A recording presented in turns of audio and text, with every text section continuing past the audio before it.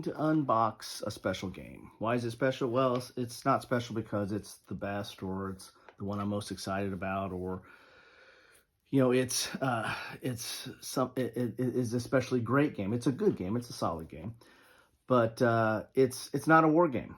I was looking at my playlist, and although this channel is primarily dedicated to war games, I do sometimes wander off the beaten path and go into other topics. And one of my playlists, quasi-history or quasi-historical games that kind of deal with history but are not really focused on the military aspects of it, is a little bit sparse. And I thought I needed to beefing that up a little bit.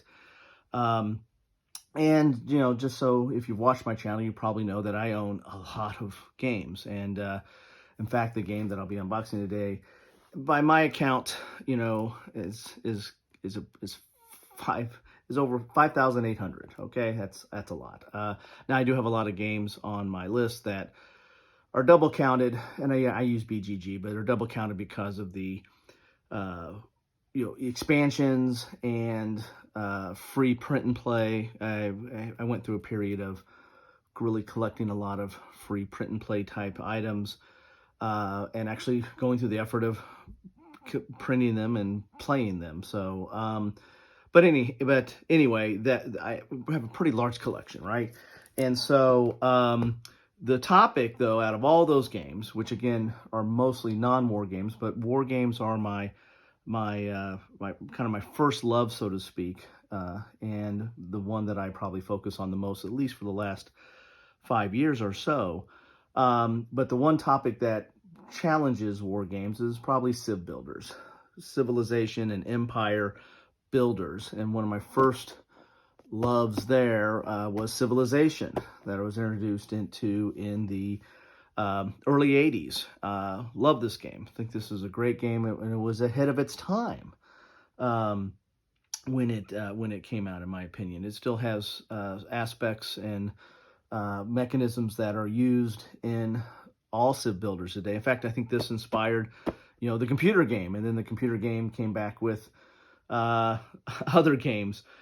Came back to board games, which I own some of those, and I'll show you those today. But anyway, so civ builders have always been something that have been near and dear to my heart, and so something I've always been interested in. Of course, starting with Civilization, but civ builders in any fashion, whether they're roll and write type games or a little bit more thinky type Civilization type builders, or Martin Wallace is known for his out-of-the-box type approaches to games, and this one is no different in that respect.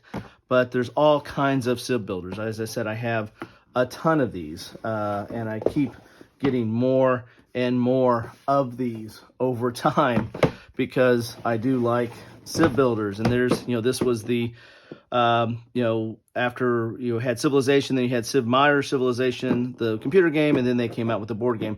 This one, though, is, I wouldn't go rush out and go buy this one. Of course, it'd be kind of hard to find. It's great for the pieces and components and the map board, but the game itself is a little bit of a struggle. But there's been several of these Civilization and Civ Builder games that come out, and I don't have them all. I just have quite a few of them. This one was same name of Civilization, but does a better job than the other Sid Meier's board game, that big one from Eagles.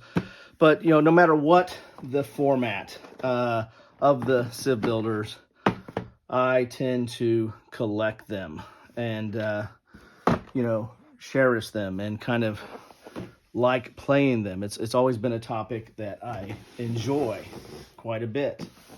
So, even if they come in a little bit smaller formats, and these History of the World is not so much of a civ builder as it's a history builder, right? It's a little bit anachronistic in how it builds through time, and World Conquerors kind of follows in that. And the game that I'm going to be showing you today kind of builds on that. It has some of the civ building type aspect, or civ empire building type aspects, but also has some of that anachronistic type aspects. And, you know, whatever, however small the package, you know, I tend to pick it up when I can and play it whenever I can. So, what do I have for you all today? Well, I have Age of Civilization. So, really, really small package here. Let's bring it in a little bit so that we can get a little bit better view of that game there. And let's do the unboxing. See how small it is. Well, that's a lot of games. And that's not all my Civ builders. As I was doing this, I was just pulling stuff off the shelf and deciding, well, what all Civ builders do I have? And I've got some other ones nestled in here. And I'm not including in this the Space Empire, the 4X type Civ builders. I have quite a few of those. And I'll post a video where I've done some talk about those Space 4X ones that I, there's a little tag on this here. But I'll post a video I'll post a tag to a link to that so you can look at some of what I've talked about Space Empires. But I haven't even done a full segment on those. And this one is not meant to be an exhaustive look at all the different ones that I have in my collection. It's just the ones that I could easily get off the shelf. But what this one is, this is a Civ builder or Civ Empire builder, but it also has some of those, what I was saying, anachronistic type effects where and what I mean by anachronistic, you have different cultures or different countries or different civilizations existing at the same time that in history they probably didn't, or they might not have overlapped as much as they might overlap in this game. And so, and that's what I was saying, some of those games, some of those Civ builders I was showing you have, you know, some anachronistic type features. So this is a little card game. It's 1 to 4 players. And the solitaire is, I think, plays very well in this one. 10 plus and 30 minutes. So short, solo, or solo friendly, and to the point. So you get a rule book and a scenario guide. And I think the scenario guide really has a lot of the solo type things. I think there's several solo setups in here. But you have several scenarios in here. So you've got the Age of Wonders, you've got the Silk Road, you've got Lost Civilization, Mongol Devastation, you know, so, and Death and Rebirth. And as you can see here, I mean, to the anachronistic side of things, or to the historical side of these games, one of the things I think I want to keep in mind is, you know, I like the flow of history. So I like building a civilization, but not necessarily building it exactly the way that it was built in history. So I like the, you know, having some of the features or the special powers of a certain civilization, and you know, taking that to your own, taking that on your own journey. But I just like that, you know, a lot of times these have a lot of 4X, you know, the exploration, the you know, the development of a tech tree or a science track. Sometimes there's trade. Again, a lot of the features that came from the original Civilization game have found their ways throughout all these games through time, and into computer games and back from computer games. So that's the thing I really kind of like about these. Here is the rule book here. It is, looks like it, rule book is 35 pages, but it's a small rule book, so don't think it's that complicated. And I've gone over, looked at several videos on this, so I think I really know how this plays, and it's not that complicated of a game. So see, there's your rule book. Then you have your charts here. I think these are the, yeah, so these are the cards that you're going to have that, this is the track that is going to basically kind of control the game. You're always going to have access to these actions, and they're going to move down a track, and I'll show you that in a second. Then you have, these are your individual player boards. This is your tech tree, so everybody has their own tech tree, and you'll be able to move up on the tech tree. You only got 9 items, So it's not as elaborate as some of the Civ builders or 4X games that have a very elaborate tech tree, but you do have some tech trees. And this is meant to be a pretty fast game, so doesn't really outstay its welcome. So you're not developing, you're not going to have that much time to develop a full science track. But everybody has their own tech tree or science track. This is the card to keep track of scoring, so to speak. You're going to get victory points. It is a Euro game, right? Leave that out there for a second. Then you got all your. Oh, this is nice. So you got a little insert here with your components. These are the cubes for the tech tree that you put on, to put in these to mark what text, what you've researched, what cultures you've learned, or what the items you've learned. Here's your, I believe these are the coins, and this might be your resources. And then there might be, oh wow, there's 2 trays in here. So you got some trays here. That might be for the scoring. And then here's all the different workers. You can have up to 4 workers. And then here are the different cards that are going to come out. And then the different cultures. So basically, when you're playing this game, put that over here. Let's see if I can get into these cards here easily. You're going to have a line of cards that go out that are basically the different actions that you can take. And those actions are oh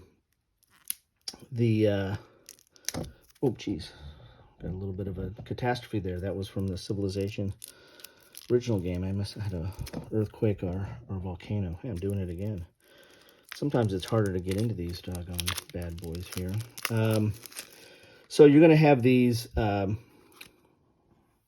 actions here, where this is where you can place out your workers. Like you place it on culture, and it costs 4, and you can put a worker there. And if it's white, then you get that worker back at the end of the turn. If it's red, you lose that worker. So you can build a wonder, you can research, and you can exploit. Those you can always do, okay? And I like how they, I think an earlier version had a different term for that. I'm kind of glad they put that word in there. I'm not going to get in any political discussions. So you're going to have all these different cards out here. Put these out in a row here. And so what you're going to do here is you're going to, this card will start here. And so you have the access to these 6 activities. You can do culture, construction. Maybe maybe this is the French version. I wonder if I have a,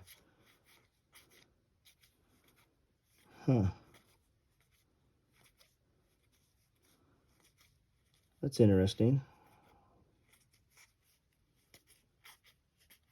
So I wonder if I have two different languages in here.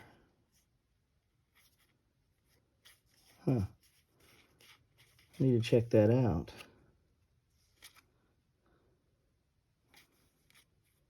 Because I don't know if I see. So I think, I might have to check that out. So, kind of threw me for a loop there.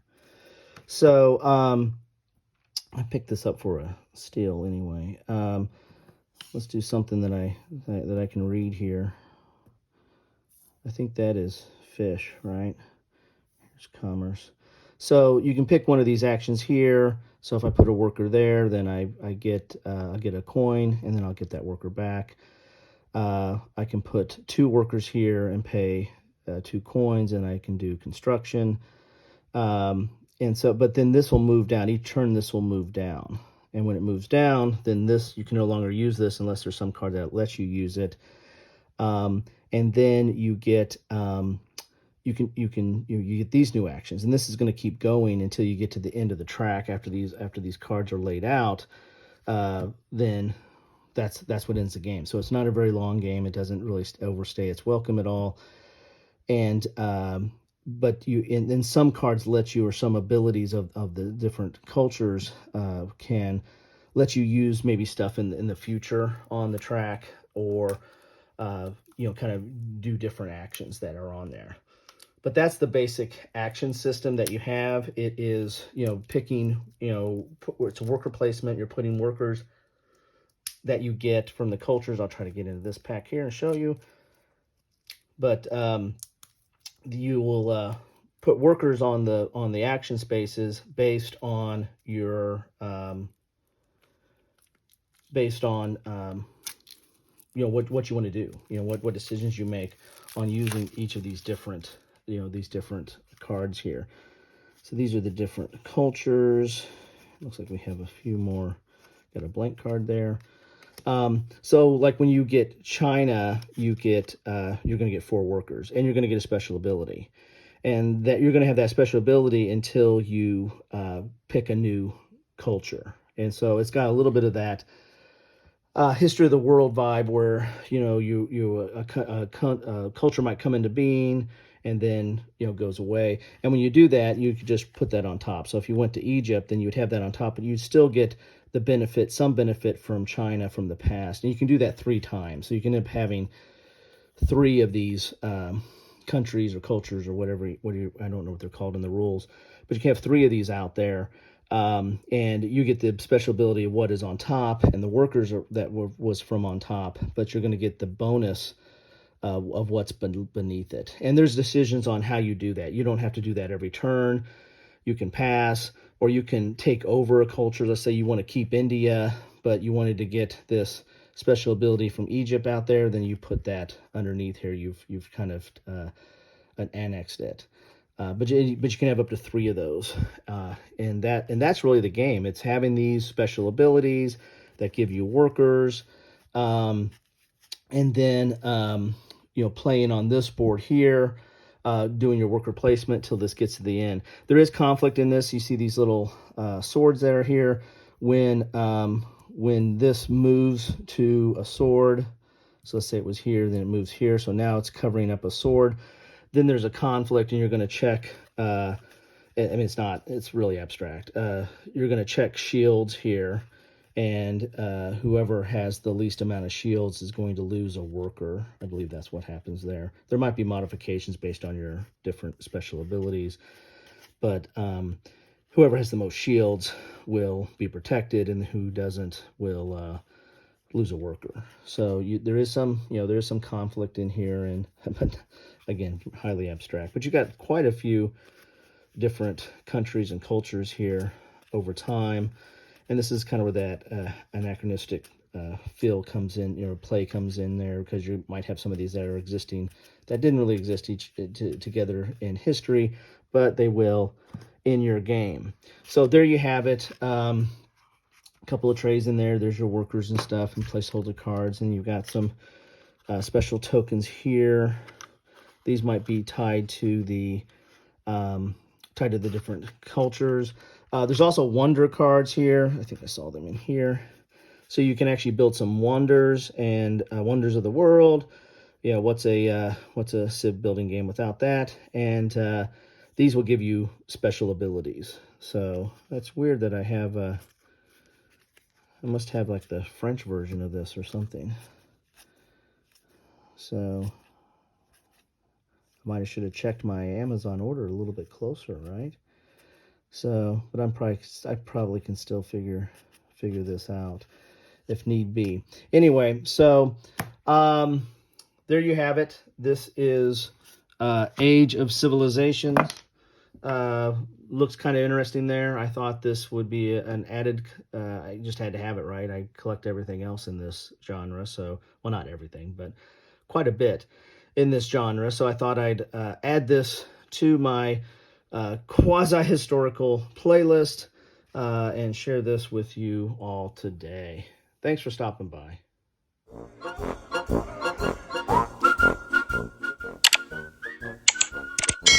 Thanks for watching.